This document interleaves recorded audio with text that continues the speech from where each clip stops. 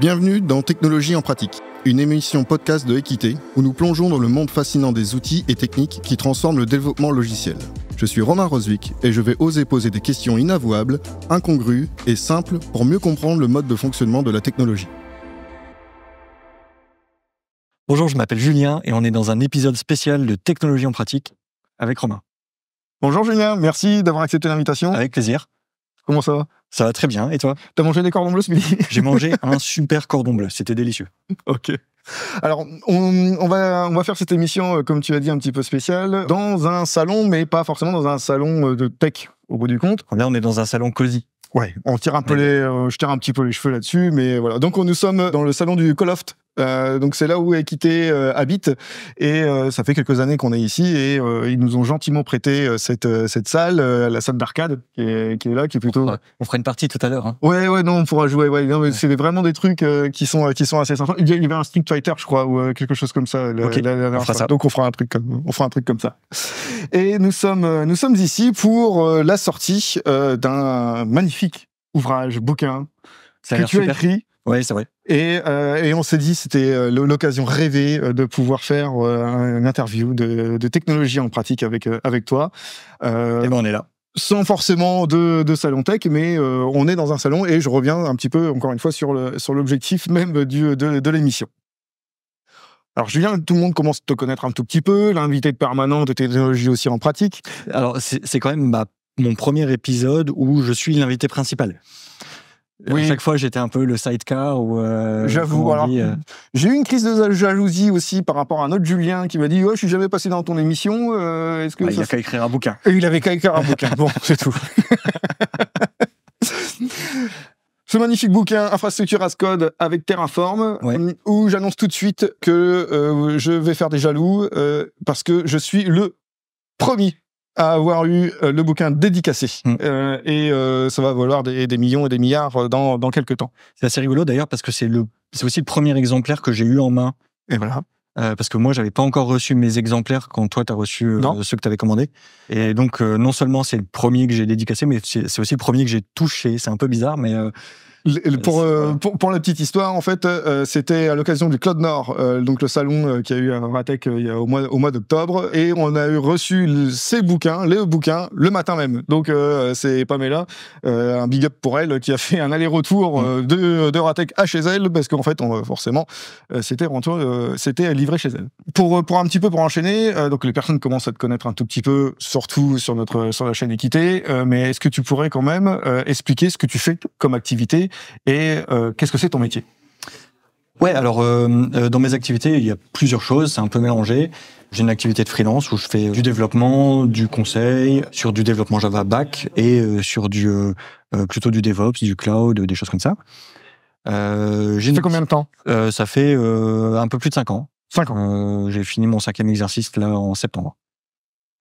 J'ai une deuxième activité d'associé chez Equité. Dans cette activité, on va dire que j'accompagne techniquement l'équipe d'Equité, donc avec plutôt de la direction technique, des plans de carrière, de la formation, des choses comme ça. Des entretiens aussi. Des entretiens aussi, ouais. Pour qualifier, évaluer au début. Merci de compléter. Je connais un petit peu, sinon ce serait un petit peu inquiétant. J'ai aussi une activité d'enseignant, principalement à l'université de Lille. Ça fait un peu plus de 10 ans que je fais ça, où j'enseigne aux étudiants en Master 2, le développement Java, Spring Boot. J'enseigne aussi le Terraform dans une école qui s'appelle l'ESGI à Lille. Ça, je fais ma 2e année cette année. J'ai aussi une activité de speaker occasionnelle quand j'ai des sujets qui me viennent en tête et que je les propose en conférence et ou quand je suis accepté aussi parce qu'il y a des processus. T'as pas le ticket d'or, tu passes comme ça, c'est pas magique. J'ai pas de raccourci. Faut candidater, faut être accepté, faut expliquer son sujet. Faut travailler un peu en fait. Il faut travailler.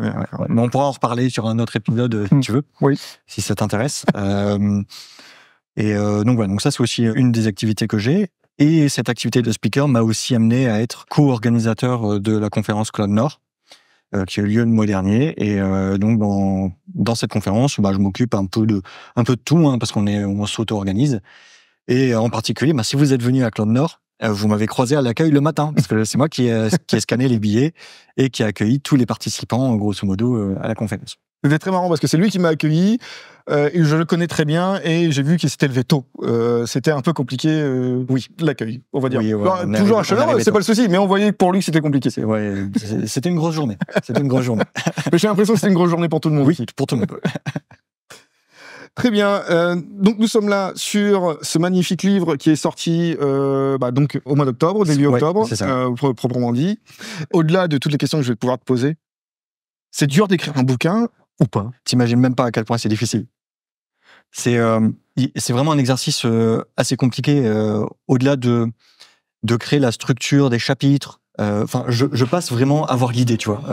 Parler de Terraform, ok, c'est une idée que j'avais et que j'ai présentée à l'éditeur, en leur expliquant pourquoi ça serait intéressant d'écrire un bouquin là-dessus. L'éditeur, c'est Eni, pour ceux que je l'avais pas encore cité, mais on leur mettra aussi la référence dans la description. Et donc, au-delà d'avoir l'idée, il faut structurer un plan. Ouais. Ça, déjà, en soi, c'est pas un exercice évident parce qu'il faut trouver le moyen pour amener les différents concepts que tu vas expliquer dans le bon ordre et que ça reste suffisamment pédagogique pour que les gens qui lisent le bouquin de la première page à la dernière page s'y retrouvent. Oui. Et avoir des infos suffisamment organisées pour que les gens qui souhaitent lire le bouquin juste un chapitre au milieu ou voilà, pour qu'ils puissent aussi retrouver des informations qui soient bien organisées. 425 pages. Ouais, 425 pages. Ouais. Moi, je l'ai lu en une nuit parce que j'ai le niveau, mais sinon, d'autres, ils vont mettre quelques semaines. Et une fois que tu as fait un plan, il faut écrire. Et écrire le contenu, c'est beaucoup de travail, c'est compliqué. Il faut aussi écrire les exemples de code, parce que du coup, j'ai voulu quand même illustrer aussi le bouquin avec des schémas. Donc voilà, je sais même pas combien il y en a en fait, mais voilà, il y a des schémas dans la plupart des chapitres. Et le code que tu as écrit, il est disponible aussi, c'est ça que tu me racontais? Ça, c'était aussi quelque chose que je souhaitais faire, c'était d'avoir aussi prendre un peu le contre-pied de certains ouvrages sur lesquels il y a des exemples de code dans l'ouvrage, mais rien vraiment de concret en dehors. Là, l'idée, c'est que j'ai fait des mini-projets en fait sur le côté qui m'ont servi d'exemples de code pour illustrer les différentes parties du bouquin. Il y a un chapitre qui présente ces mini-projets, donc vraiment un chapitre consacré à ça, qui présente les différents projets. Avec comment c'est écrit, qu'est-ce que ça fait, voilà. Et donc voilà, ça aussi, ça fait partie du livre en fait. Et ces exemples de code, je les ai mis à dispo sur un repository GitHub, sur un repository GitLab. Et donc, grosso modo, j'invite le lecteur à aller s'approprier ces exemples-là, les exécuter sur sa machine. C'est possible en fait, c'est des exemples qui fonctionnent. Et tu donnes accès à ça librement? Le code, il est fourni librement avec. D'accord. On pourra le mettre dans la description de la vidéo. Oui, bien sûr. Ouais. Comme ça, les gens ils pourront voir un petit peu tout ça. Ok, très bien.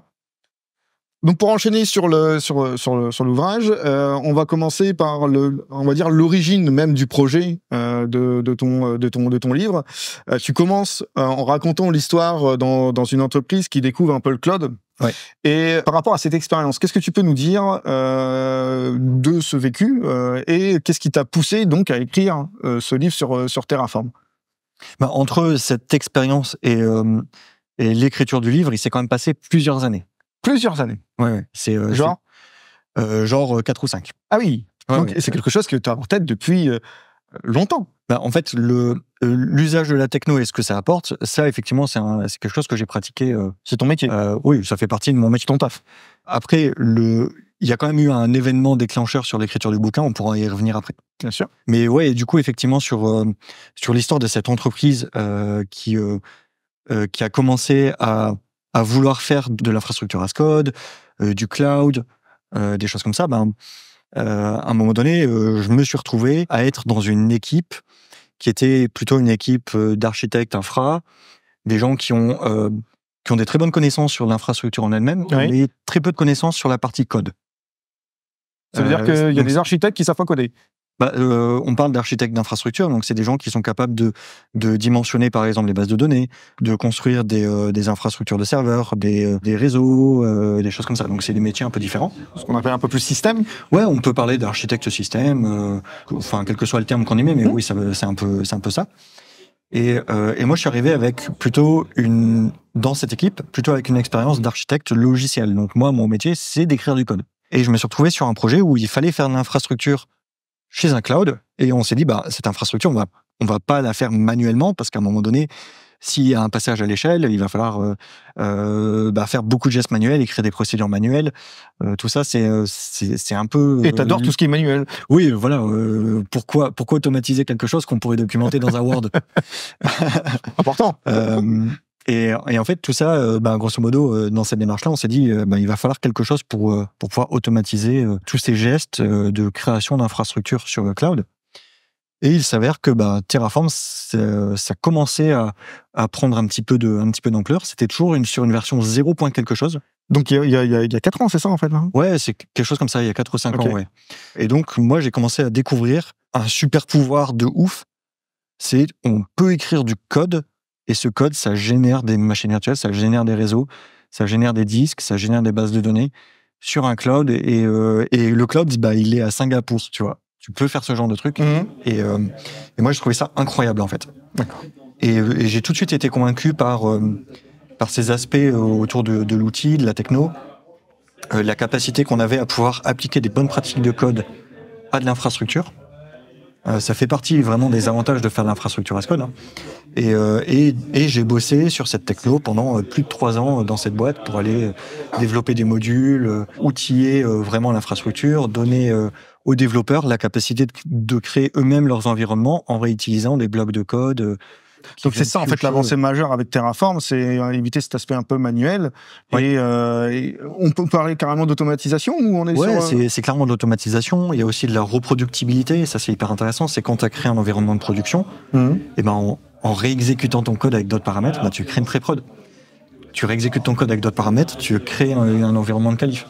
Tu as aussi cette capacité à venir variabiliser le code et le rendre paramétrable en fonction de tes besoins, etc.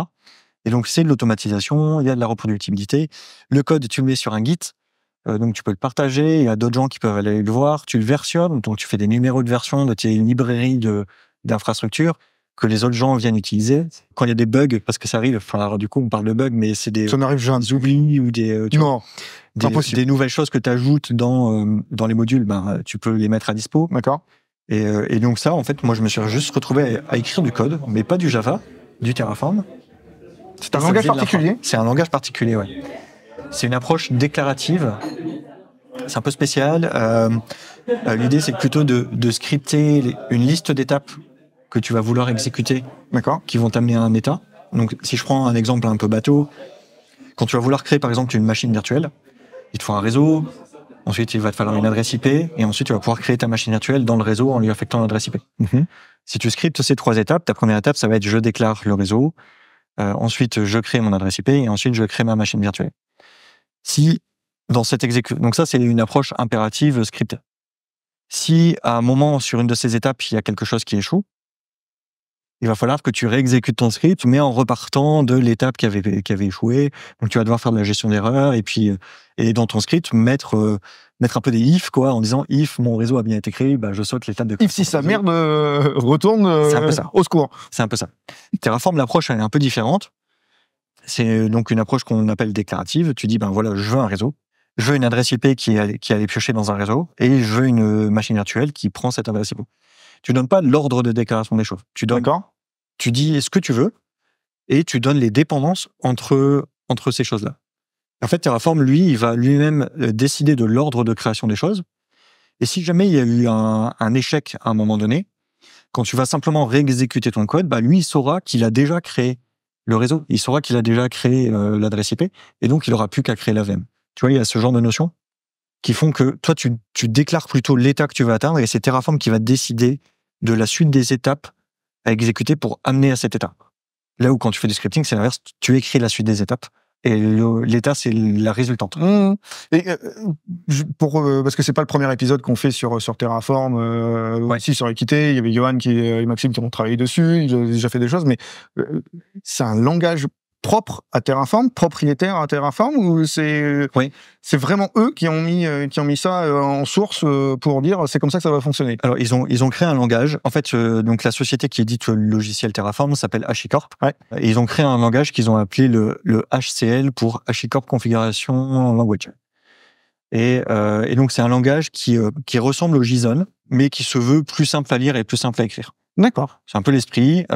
C'est vrai qu'en fait, quand on regarde du code Terraform, c'est assez facile à regarder et à modifier. C'est moins verbeux que JSON. Et donc voilà, donc ils ont créé leur propre langage qu'ils utilisent dans plusieurs de leurs outils. Après Terraform, ça fonctionne. Tu peux écrire ton infrastructure en HCL, mais tu peux aussi l'écrire en JSON. C'est aussi possible. Personne ne le fait, mais ça existe. Ça existe, c'est possible, c'est compatible. Et je crois que j'en ai même pas parlé dans le livre tellement c'est à la marge. C'est pour faire le tome 2, ça. Ouais, on mettra ça dans la seconde édition. Mais c'est en gros le langage qu'ils ont fait, si on veut, ils traduisent un peu en JSON avant de l'exécuter. Et en fait, ça donne comme capacité le fait de pouvoir écrire du code qui vient s'interfacer avec Terraform en utilisant du JSON. C'est aussi un peu ça. Mm-hmm. Mais là, on parle vraiment de choses un peu bas niveau et de détails d'implémentation, quoi. Et oui, ils ont créé leur propre langage. Et ce langage, en fait, finalement, il devient un peu détaché de l'outil parce que à la fois, il est utilisé pour Terraform, mais il est utilisé dans d'autres outils qu'a développé HashiCorp. D'accord. Mais tu l'as peut-être vu en lisant, en tout cas, l'avant-propos du bouquin. Il y a à peu près un an, Terraform a changé de modèle de licence open source. On en parlera un petit peu plus tard. Après, mais voilà. Donc, la conséquence de ça, c'est que ce langage, eh ben, il vit aussi maintenant en dehors des produits de HashiCorp et il a une vie dans le monde open source. Je vais enchaîner là sur les convictions et aussi l'adoption par rapport à Terraform. Tu décris comment l'aspect multi-cloud de Terraform est devenu indispensable pour l'entreprise, en tout cas celle que tu avais vécue, et ça que tu as eu ton expérience. Pourquoi est-ce que tu penses que cette capacité est si obligatoire, voire peut-être cruciale aujourd'hui dans notre monde ? Est-ce que c'est obligatoire de l'avoir par rapport à la compétitivité ou par rapport à la pérennité du système ? Ouais, il y a plusieurs choses qui se mélangent. Alors après, obligatoire, il y a des entreprises qui s'en passent, les Terraform, mais qui utilisent d'autres outils. Comme quoi ? Alors il y a des outils qui sont fournis par les différents providers de cloud. Donc quand on parle des clouds américains, et donc typiquement AWS a son propre outil qui s'appelle CloudFormation. Dans CloudFormation, on peut décrire de l'infrastructure AWS. Donc on peut déclarer des réseaux AWS, des VM AWS, etc. Mais on est cantonné au monde AWS. On a l'équivalent dans GCP, on a l'équivalent dans Azure. Chaque cloud américain a suffisamment de force de frappe de développement pour créer son propre outil. Okay. Néanmoins, on est cantonné, hormis quelques exceptions, on est cantonné à l'outil du provider de cloud. Et en fait, tu le sais aussi parce que toi aussi, quand tu prestes chez des clients, tu dois l'observer, mais il y a très peu d'entreprises qui n'utilisent qu'un seul cloud. Même si on se cantonne à des clouds américains, si on observe les entreprises de la région, on va voir que les entreprises utilisent par exemple GCP, Google Cloud Platform pour héberger l'infrastructure, mais ils utilisent aussi Microsoft Office 365 avec la gestion des droits dans Active Directory, avec un Active Directory sur le cloud. Donc ça, c'est aussi un bout de cloud. Et après, il y a aussi certains services comme Elasticsearch, MongoDB, où ils ont leur propre offre de services. Confluent pour Kafka. Enfin, moi, je pourrais en citer des dizaines. J'en cite quelques-uns parce que c'est ceux que je connais, c'est les plus répandus, ceux que j'ai un peu illustrés aussi dans le livre. Mais l'idée, c'est que une entreprise, elle utilise jamais qu'un seul cloud. Elle utilise un cloud peut-être principal, et après il y a des choses qui vont venir graviter autour. Et ce qui est intéressant avec Terraform et cet aspect multi-cloud, c'est que oui, tu peux écrire du code qui va te faire de l'infra pour GCP ou pour Azure ou voilà, ou pour AWS ou Scaleway ou VH ou voilà. T'as un cloud principal, tu peux générer ton infra avec, et tu vas aussi pouvoir utiliser le même outil Terraform pour compléter ton infra et puis aller utiliser les autres services cloud que potentiellement tu utilises. Et Terraform, c'est même pas cantonné juste au monde du cloud. À partir du moment où quelque part il y a une API qui est exposée, tu peux écrire un provider Terraform pour ça. Et donc typiquement, un des cas d'usage de Terraform que plein de gens découvrent et que j'ai illustré dans le bouquin, c'est avec Terraform, on peut gérer des repositories sur GitHub. Créer des repositories, les mettre dans des organisations et générer comme ça du repository, des secrets pour mettre à dispo des développeurs leur repo pour qu'ils puissent démarrer leur développement. On peut faire la même chose dans GitLab. Et ça, là, on parle d'infra, mais c'est pas vraiment de l'infra. Oui. On est plutôt sur outiller des départs de développement. Ça, c'est possible aussi avec Terraform.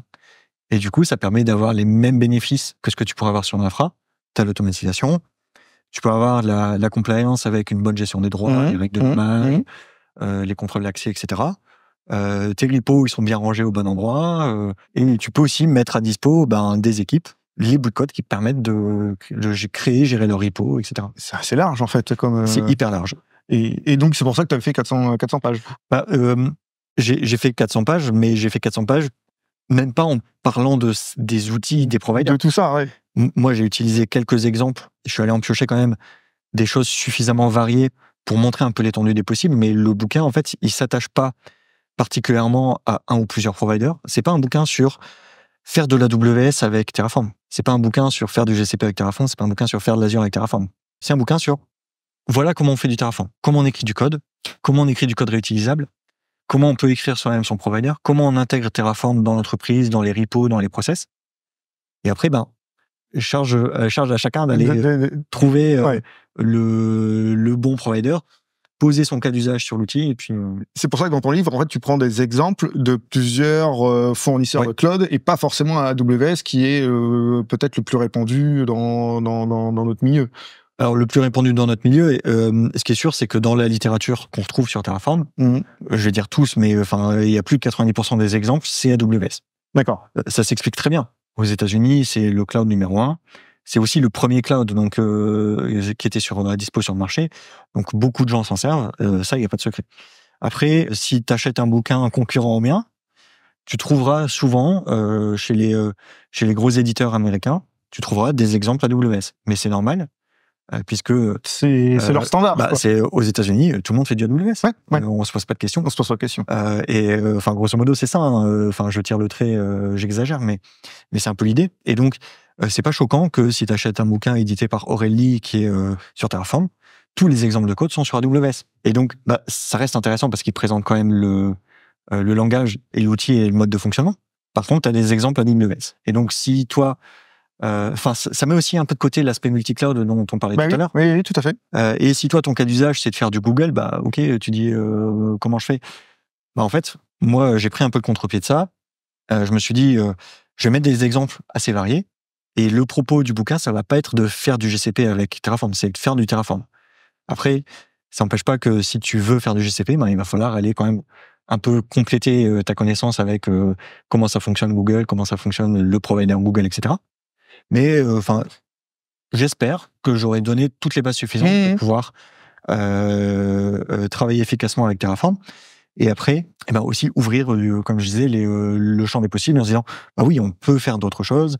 Il y a plein de providers qui sont maintenus par à la fois HashiCorp, mais aussi une communauté open source. Les providers de cloud, si on parle des providers français, OVH, Scaleway, Clever Cloud, ces providers, eux, développent leur propre provider Terraform, et donc, du coup, on peut faire du Scaleway avec Terraform, on peut faire du OVH, on peut faire du Scalingo, on peut faire du Clever Cloud. L'idée, c'est vraiment de se dire, avec cet outil, on va pouvoir adresser plein de choses, avoir un peu la complétude des différents cas d'usage au sein d'une entreprise avec un seul outil, un seul process. Et c'est aussi ça le succès de Terraform. J'imagine, ouais. Alors, pour revenir un petit peu sur le succès aussi de Terraform, il y a un point clé à chaque outil, c'est son utilisation et aussi l'apprentissage qui est lié. Tu mentionnes que sur certaines formations de Terraform, ça laisse un peu les DevOps ou les Ops un peu frustrés. Quels sont, selon toi, les défis qui sont un peu fréquents quand on débute dans l'utilisation et l'apprentissage de Terraform? Ça, après, c'est toujours des sujets un peu compliqués, parce qu'effectivement, moi, ce que j'avais vu, c'est des formations qui étaient souvent pas assez contextualisées ou des choses comme ça, tu sais. Et donc, quand tu es une entreprise et que tu envoies des salariés en formation sur un outil et que ils reviennent avec une connaissance qui est pas actionnable chez eux, ça crée de la frustration. Et ça, c'est le genre de choses que j'avais pu voir. Ou souvent, les formations... alors, encore une fois, ça remonte à quelques années, tu vois, on parle de formation sur un outil qui était même pas sorti encore en version 1.0, donc on peut dire que c'est un outil qui était déjà mature, mais si l'éditeur de l'outil se dit toujours pas que c'est une version 1, c'est que grosso modo pour lui c'est pas accompli. Toujours, c'est pas encore complet, etc. Donc on parle vraiment de cette époque-là. Et donc moi ce que j'avais pu observer effectivement, c'est des gens qui arrivaient avec des frustrations en ayant eu une formation qui était pas contextualisée par rapport à leurs besoins. Et donc, ils ont écrit les bouts de code, ils ont paramétré des trucs, mais à la fin, ils arrivent en entreprise, on leur demande de faire des choses, et puis ils sont pas suffisamment armés pour pouvoir démarrer et être autonomes. Parce que Peut-être que la formation était trop légère en termes de contenu, parce qu'encore une fois, quand on voit des gens en formation, bah, c'est 2-3 jours, c'est pas 3 semaines. 2-3 jours à 3-5 000 euros, ça dépend. Après, ça coûte cher aussi. Hein. Ouais. Peut-être pas assez de pratique, etc. Ou peut-être qu'un contexte mal illustré par rapport à leurs besoins. Et je sais que moi, j'ai dû faire des sessions de formation après qu'ils étaient formés. Parce qu'ils n'avaient pas compris le basique Non, c'est pas une histoire de basique. Le basique était compris. Sauf qu'au bout d'un moment, bah, faut mettre en pratique. Quand tu es tout seul face à ta page blanche de code, et bah, qu'est-ce que je fais, quoi. Et tu vois, c'est aussi un peu ça qui manque, c'est quoi les bonnes pratiques, comment je démarre, comment j'écris mon premier bloc de code, est-ce que je peux voir des exemples de code qui vont ressembler à ce que je veux faire, que je vais peut-être pouvoir adapter ou dont je vais pouvoir m'inspirer. C'est aussi ça un peu qui manquait, quoi. Et c'est cet élément déclencheur-là qui t'a fait dire je vais écrire un bouquin? Non, rien à voir. Rien à voir. L'élément déclencheur, c'est juste que j'étais très jaloux d'un copain qui avait écrit un bouquin. Ah, c'est tout. Juste par ego. Non. Oh non. Si, il y a de l'ego. Non, je pense que c'était, je sais pas si on peut dire un rêve ou quelque chose comme ça, mais une envie, en fait, à un moment donné, je me suis dit, ça serait cool d'écrire un bouquin technique une fois, etc. Et, D'accord. Non, mais parce qu'après, tu te réveilles un matin, tu dis tiens, je vais écrire un bouquin sur Terraform, je suis inspiré. Ouais, un peu de ça. Ou pendant une bière, t'as le droit, c'est pas que le matin. Alors la bière le matin, c'est non. Ah oui, non. Faites pas ça chez vous. non, mais ça dépend si t'as pas dormi. Ouais, non, c'est non plus. Non, on est trop vieux pour faire ça. Non, mais tu vois, en fait, il y avait quelque part l'idée traînait dans ma tête, tu vois. Donc, c'est-à-dire que c'est aussi probablement lié à mes activités d'enseignement et de formation. Enfin, je suis un peu habitué à écrire du contenu de vulgarisation. Et donc, cette étape du bouquin, c'est un truc, voilà, qui traînait dans ma tête. Et je savais pas trop comment ça marchait. Enfin, c'est un peu obscur comme milieu. N'étant pas de ce milieu-là, on sait pas comment ça marche. Oui, bien sûr. Ouais. Forcément, il faut trouver un éditeur. Enfin, on se dit que c'est la Bérésina. On se dit que tu commences par quoi? C'est ça, ou bien tu auto-édites et donc t'écris ton bouquin et à un moment donné, qu'est-ce qui se passe, quoi? Tu t'en vends pas? Comment tu fais pour le marketer, etc. Et en fait, l'élément déclencheur, c'est Loïc que tu connais, hein, Loïc Mathieu. Loïc Mathieu, qui lui a écrit un bouquin. Alors, qu'on a reçu à la Voix de l'Innovation au DevFest. Et j'en ai longuement discuté avec lui. Alors, tu pourrais lui reposer la question de son élément déclencheur à lui. Ah ouais, ça m'intéresse. Je sais plus s'il m'en a parlé. Non, justement, non. Je m'en excuse, Loïc, je l'ai pas retenu. Mais en tout cas, tout ça, c'est à cause de Loïc. Au-delà de l'ego. On parle pas d'ego. Lui, il a fait cette démarche. Et moi, j'ai trouvé ça hyper impressionnant. Je me suis dit, punaise, t'as passé plusieurs mois à écrire du contenu sur un sujet qui te tenait à cœur. T'as eu la confiance d'un éditeur qui t'a accompagné dans le truc. Et à la fin, ton bouquin, il est en rayon au Furet du Nord à V2, quoi. Et moi, je trouvais ça hyper impressionnant. Et j'en ai beaucoup discuté avec lui. Et pour le coup, un matin, sur un coup de tête, je me suis dit, allez, je contacte l'éditeur. Je sais plus trop quoi faire encore, je suis pas encore assez débordé. Je vais me rajouter encore un bouquin. C'est ça. J'avais un tout petit peu de temps libre. J'ai une demi-heure le vendredi après-midi.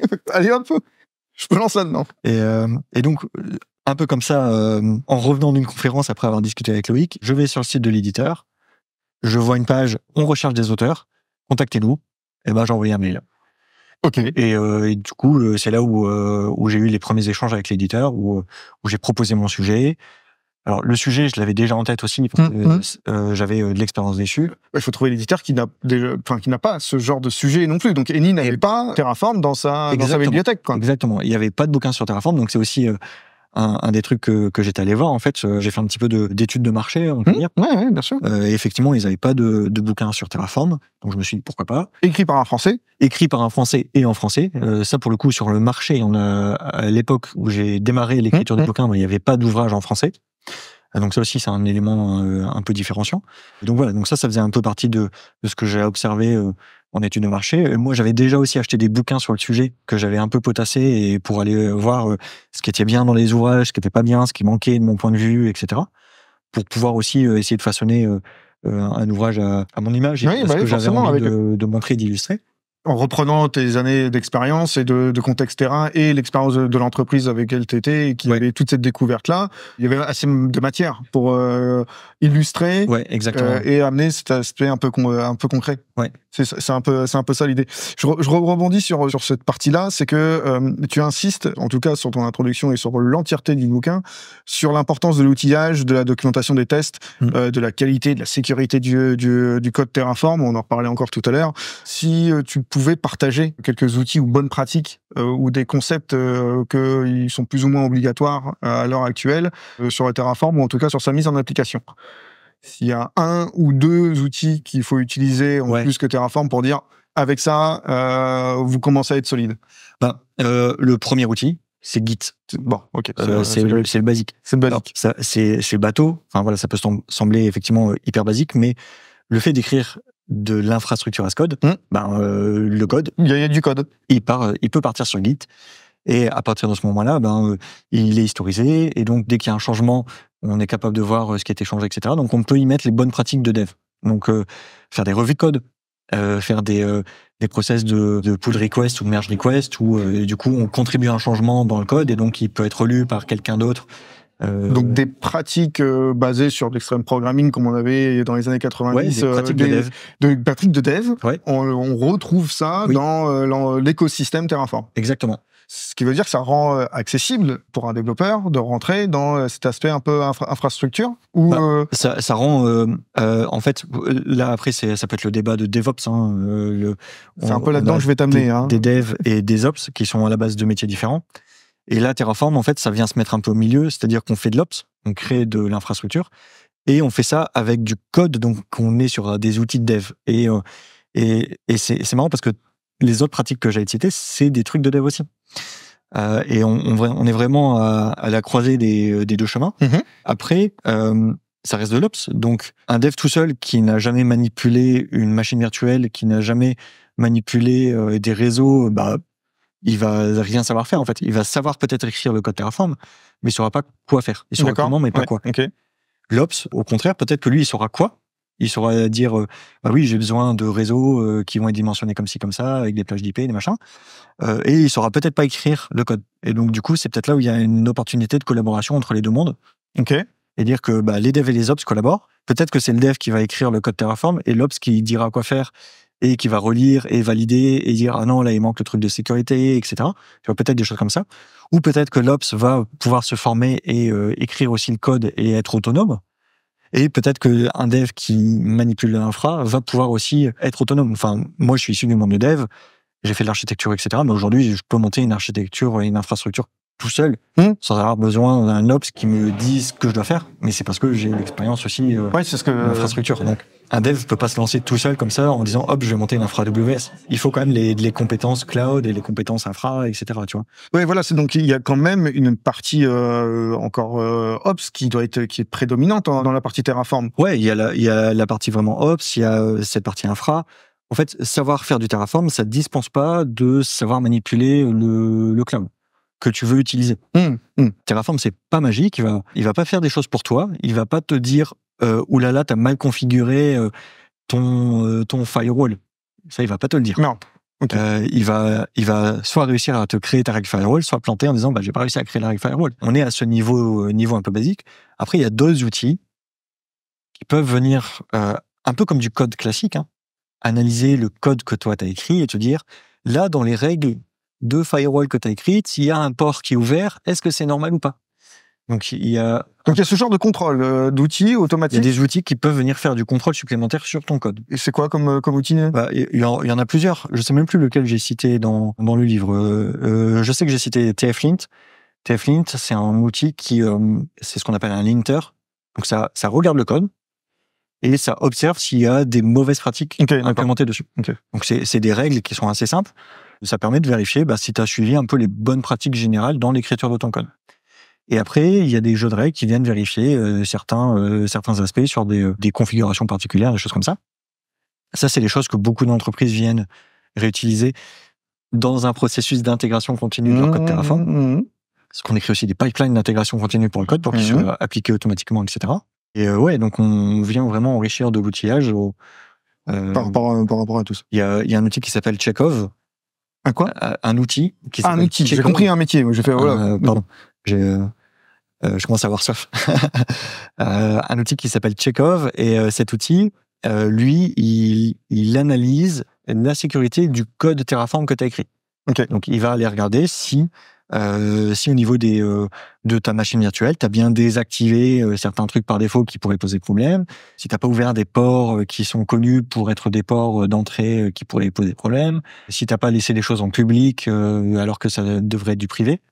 Donc, il y a des outils qui sont capables de faire ça et qui viennent enrichir un peu le processus et faire comme ce qu'on fait avec du code. On le met sur Git, on fait de l'intégration continue, on exécute SonarQube pour avoir des règles de qualité. Le fameux Sonar. Et ensuite, on le déploie sur des environnements successifs. Et ben avec le code Terraform, on fait tout ça aussi. D'accord, ok. C'est très clair. Voilà. On va revenir un petit peu sur l'objectif du livre et aussi le public cible par rapport à tout ça. Ton livre est structuré pour s'adresser, et c'est ce que tu écris aux débutants, qu'aux experts. Ouais. Comment tu as abordé en fait cette diversité-là? C'était quoi ton point de départ déjà? Et est-ce qu'il y a un message clé que tu peux transmettre à chacun des personas, que ce soit le débutant ou l'expert? Ouais. Alors effectivement, dans la démarche de l'écriture du bouquin, effectivement, il faut trouver son public. Je voulais pas faire un livre uniquement pour les débutants, parce que malheureusement, on met les experts de côté, et l'inverse aussi. Ouais. Et donc c'est aussi pour ça que ça m'a pris du temps à organiser le bouquin et l'écrire. J'ai structuré le bouquin en 3 grandes parties. La première partie, elle est vraiment plutôt axée pour les débutants. Donc ça explique un peu les bases de l'infrastructure as code, pourquoi on fait ça, quels sont les avantages. Et les bases de l'écriture de code Terraform. Comment on écrit les premiers bouts de code, quelle est la syntaxe, comment on passe des paramètres, des choses comme ça. Et ça donne les bases pour un dev ou un ops qui débute en Terraform.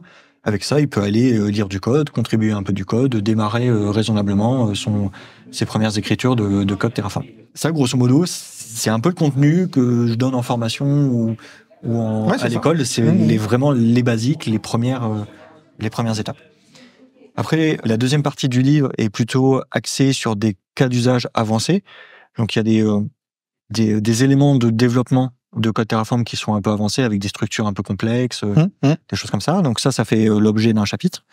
Il y a des notions de configuration de back-end. Alors, je vais pas rentrer dans les détails techniques, etc., mais des éléments qui sont liés à la façon de bien configurer Terraform pour qu'il puisse s'exécuter correctement et en toute sécurité, etc., qui sont aussi dans cette partie un peu avancée.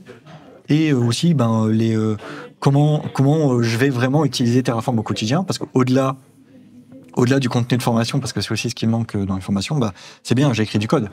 Mais ensuite, comment je mets ça dans une intégration continue?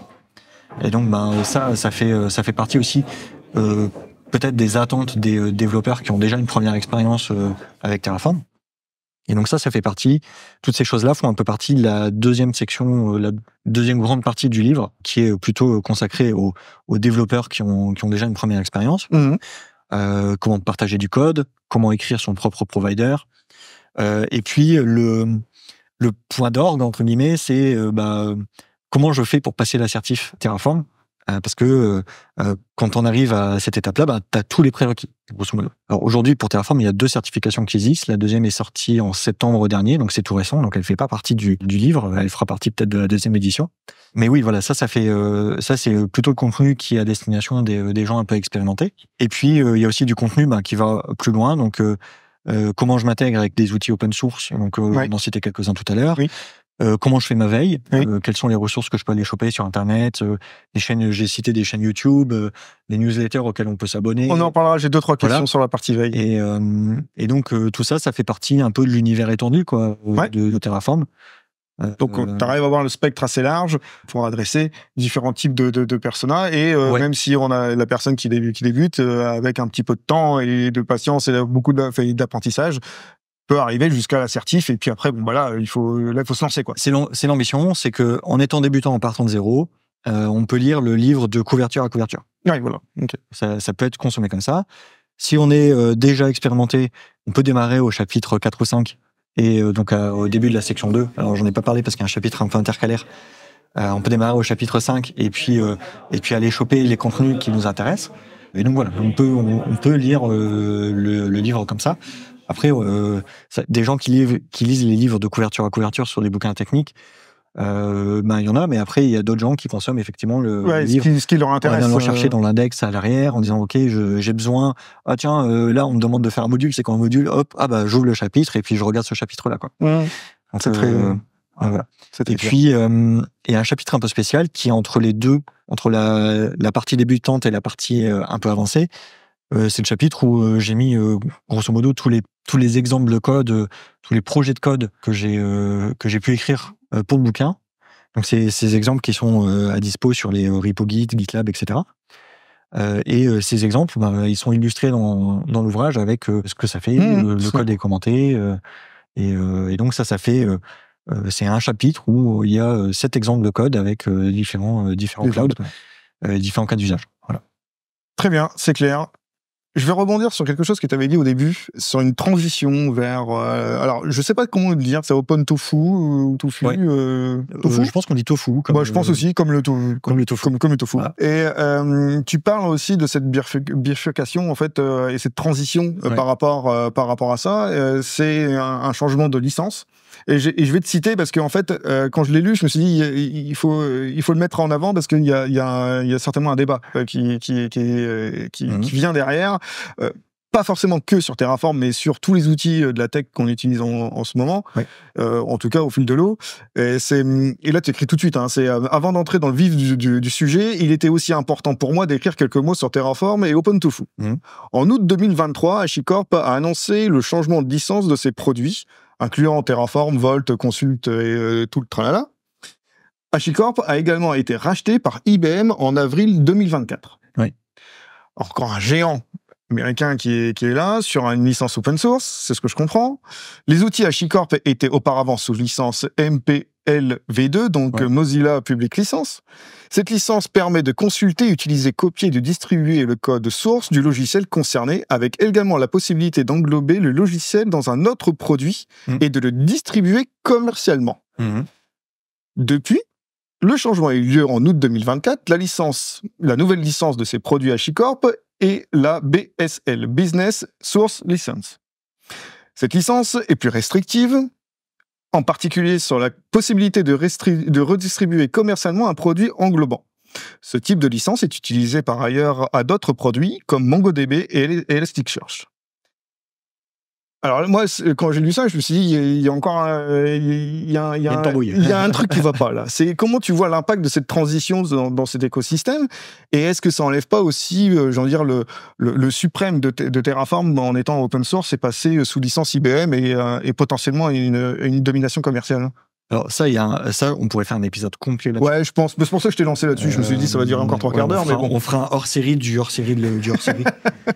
Mais je pense qu'il y a un sujet autour de ça, au niveau de la tech, au niveau des licences. C'est très dominant, en fait. Donc effectivement, le modèle, la licence des différents produits HashiCorp a été changée. Et ensuite, il y a eu un rachat par IBM. Donc, on pourrait supposer tout un tas de trucs. Peut-être qu'ils savaient qu'ils allaient être rachetés, donc IBM leur a demandé de changer les licences en avance de phase, des choses comme ça. Quoi qu'il en soit, les faits, c'est juste que le modèle de licence a été changé. Et ce modèle de licence, on a effectivement observé par le passé d'autres entreprises qui avaient suivi le même modèle. Et donc, MongoDB et Elasticsearch. Alors, Elasticsearch, c'est assez rigolo parce que très très récemment, il y a genre 2 ou 3 semaines, ils sont revenus en arrière et ils sont rebasculés sur une licence open source. Ah, d'accord. C'est assez rigolo. Pareil, c'est pour ça qu'on pourrait faire un épisode là-dessus. Mais donc, grosso modo, l'idée, c'est que HashiCorp, c'est une société commerciale. Ils développent un outil et ils vendent du service autour de cet outil. Et ils ont aussi une offre cloud autour de Terraform, de Vault, etc.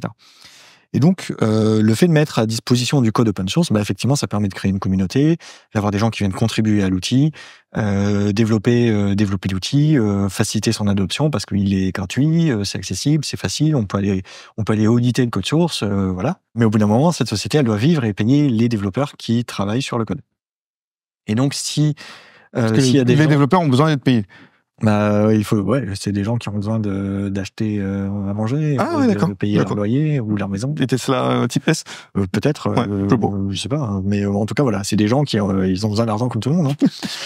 Et T'es perturbé, je me doutais que j'arrivais. Et tu m'as fait perdre vite fait le fil, mais c'est pas très grave, j'ai retrouvé. Mais donc, grosso modo, voilà, cette société, elle développe un outil qu'elle met à disposition gratuitement. Et donc, eux, ce qu'ils cherchent à faire, c'est quand même réussir à gagner de l'argent avec cet outil. Et donc, c'est le même propos que ce qui a été fait pour MongoDB et Elasticsearch. C'est qu'à un moment donné, MongoDB, qui est aussi backé par une société qui développe l'outil et qui vend son propre service, en fait, quand tu as un géant à côté qui vend le truc pour moins cher et qui réutilise le code sans recontribuer, etc., il y a une espèce de concurrence déloyale. Voilà. Après, voilà, ça fait partie du monde de l'open source. Tu vois, typiquement, Red Hat, ils vendent du Linux et ils vendent du support et ça marche bien. Et il y a des gens qui achètent du Red Hat. Je pensais qui n'achètent pas du Red Hat et qui utilisent du Ubuntu. Ou il y a des gens qui achètent du Ubuntu. Et donc, tout ça, ça se mélange un peu. Et donc, dans le monde Terraform, il y a eu cet événement-là. Alors, c'est aussi lié aux autres produits de HashiCorp, mais pour Terraform en particulier, il y a eu cet événement qui a occasionné ce qu'on appelle un fork dans le monde de l'open source. C'est-à-dire que le code, il est open source et à un moment donné, il ne devient plus.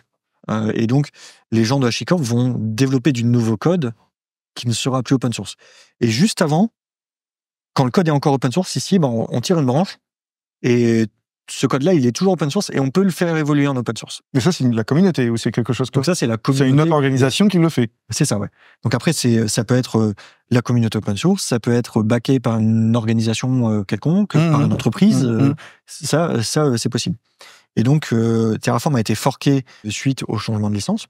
Et aujourd'hui, il y a d'un côté Terraform qui est développé par HashiCorp, avec toujours des gens de la communauté open source qui contribuent à ce truc-là, mais bon, il y a quand même pas mal de développeurs qui contribuent à Terraform, qui maintenant contribuent à OpenTofu, parce que ils ont moins l'impression de contribuer à un truc dont le but c'est de faire de l'argent. Enfin, voilà, c'est un peu spécial. C'est bien vraiment commercial. Ouais, il y a une démarche un peu comme ça, même si en soi le code il est toujours accessible. Et donc, aujourd'hui, là, les deux outils vivent en parallèle. Et donc, ce qui se passe, c'est que il y a des choses qui sont développées dans Terraform. Dans OpenTofu, ils redéveloppent la même chose. Ils n'ont pas le droit de copier-coller le code, ils redéveloppent. Et il y a des directions un petit peu différentes qui commencent à être prises sur certains choix, etc. Parce que d'un côté, il y a l'entreprise HashiCorp qui prend des décisions, et de l'autre côté, il y a une communauté open source qui prend d'autres décisions. Et donc, il commence à avoir des différences. Quand j'ai commencé à écrire le bouquin, le fork et le rachat étaient déjà effectifs depuis un certain temps. La différence entre Terraform et OpenTofu n'était pas non plus exceptionnelle, il n'y avait pas beaucoup de différence. Ce qui fait que le code que toi, tu peux écrire en tant que développeur d'infrastructure, il peut être compatible avec les deux outils. Et moi, j'ai aussi testé, quand j'ai écrit mon bouquin, j'ai testé mon code avec Terraform et avec Tofu pour dire, si la deuxième édition du livre doit être infrastructure as code avec Tofu, ou bien avec les deux, ou avec juste Terraform, le code pourra toujours fonctionner. Et donc, en fait, pour rebondir un petit peu là-dessus et puis rentrer aussi dans cette question un peu de conclusion, parce qu'il y a les deux systèmes là qui sont en train d'évoluer en parallèle, la veille technologique, en fait, va devenir un peu essentielle dans la partie Terraform. Alors, tu vas me dire d'un point de vue général, mais est-ce qu'il se peut qu'avoir des lignées un petit peu totalement différentes entre ces deux branches, où tu te dis... ton intuition et ton expérience te dit ils vont rester plus ou moins cousins et que même si la partie plus payante ou plus privée va avoir des évolutions un peu plus ciblées ou en tout cas peut-être plus sur mesure, le schéma un peu open source va faire quand même le travail et ça serait suffisant. Est-ce qu'il faut rester encore assez éveillé par rapport à ça, ou tu vas te dire non, ils vont partir sur des choses complètement différentes, et donc là il faut rentrer dans cette veille technologique parce que ça va être essentiel pour maîtriser les deux systèmes. Non, je pense qu'ils vont jamais trop s'éloigner. D'accord. Enfin, grosso modo, le propos de l'outil, c'est de faire l'infrastructure as code. Donc, tu vois, il n'y a pas de raison que ça sorte de cette branche-là. Là, on est quand même sur de la prédiction à la Madame Irma. Là, oui, mais justement, j'en fais souvent en ce moment-là. On interroge la boule de cristal et on essaie de voir ce qui se passe, mais ce qu'on peut faire, c'est observer les autres produits open source qui ont déjà vécu ce changement. Et donc, si on prend par exemple Elasticsearch, même s'il y a eu le retour en arrière sur la licence open source récemment, Elasticsearch, ça a été forké dans un truc qui s'appelle OpenSearch, et donc Elasticsearch a continué à vivre sa vie. Et donc, les deux outils ont avancé un peu en parallèle, mais finalement, à la fin, ça fait un peu la même chose. Ça fait de l'indexation, tu peux faire de la recherche de texte.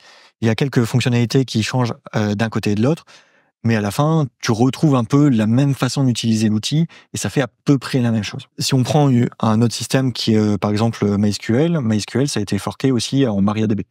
Et du coup, les deux systèmes de base de données vivent leur vie chacun de leur côté. Ils ont des évolutions, des features, mais à la fin, ça reste à peu près le même le même moteur de base de données, les mêmes fonctionnalités, les mêmes API, etc.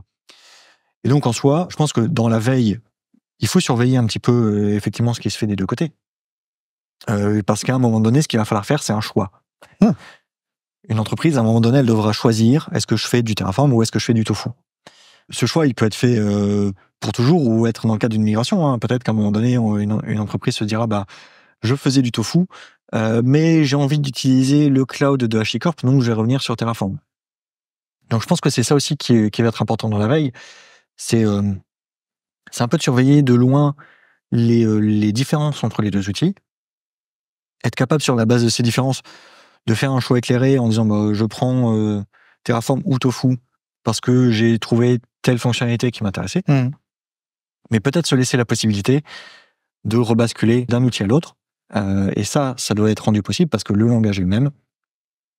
Le langage que je citais tout à l'heure, donc HCL, qui est le langage support de Terraform, c'est le même langage pour Terraform et pour Tofu. Donc ce langage, il survit un peu à ce changement de licence, puisqu'il se retrouve utilisé des deux côtés.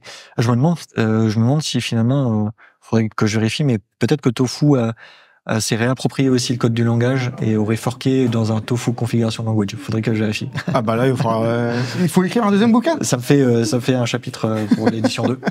Enfin voilà, donc dans tous les cas, aujourd'hui, ce qui est sûr, c'est que la bascule entre l'un et l'autre, elle est facile.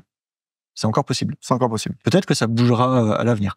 Par contre, je suis pas sûr que ce soit l'intérêt des deux organisations de trop s'éloigner et de rendre les choses compliquées. Parce que les gens de chez Tofu vont vouloir ramener des gens de chez Terraform et l'inverse. Et donc du coup, plus la migration est facile, plus ce genre de choses sera facilité.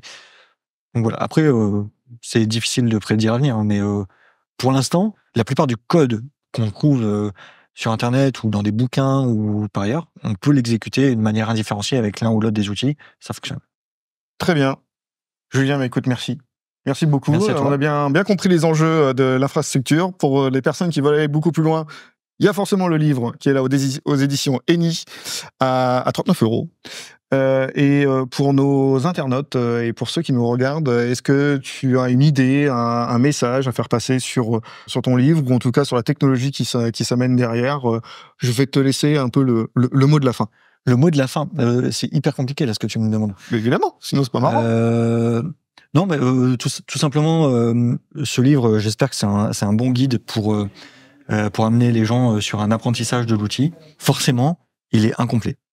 Forcément, puisque entre le moment où il a été écrit, le moment où il est paru et le moment où vous l'avez entre les mains, il se passe du temps. Et donc, il y a forcément des choses qui manquent, il y a forcément des choses qui ont changé depuis. C'est pour ça que moi, j'espère aussi, de manière très égoïste, pouvoir faire une deuxième édition pour faire les mises à jour. En tout cas, ce qui est important, c'est de jamais arrêter d'apprendre et d'avoir une veille constante. Et puis, à la fin, Terraform, c'est juste un outil. C'est un outil qui est plutôt chouette, qui marche bien. Mais il faut le prendre tel quel. C'est un outil parmi d'autres. S'il correspond à un use case dont vous avez besoin sur des projets, sur des entreprises, utilisez-le. Si c'est pas le cas, utilisez autre chose. Ça serait stupide de. Vous laissez pas enfermer. Voilà, faut pas s'enfermer. Il faut pas utiliser ça comme je sais pas, comme le Saint Graal ou voilà. Donc voilà, ça c'est ce que je peux. Dire. Le message clé, voilà. Ne vous laissez pas enfermer. Ce sera le mot de la fin.